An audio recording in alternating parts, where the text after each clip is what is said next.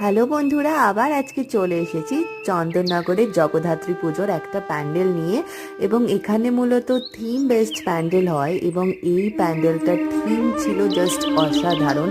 এই প্যান্ডেলটার থিম বলতে আমি যেটা বুঝেছি সেটা এক কথায় হলো এক টুকরো বাংলা বা বাংলার ঐতিহ্য। প্রথমেই আমার প্যান্ডেলটার থিম ছিল, এখানে রয়েছে বাঁকুড়া বিষ্ণুপুরের ঘোড়া। পুরো প্যান্ডেলটা ছিল পুতুল নাচের ইতিকথার, সেই পুতুল দিয়েছিল রবীন্দ্রনাথ, ছিল পুরুলিয়ার ছৌ নাচ, ছিল সাঁওতালি নাচ।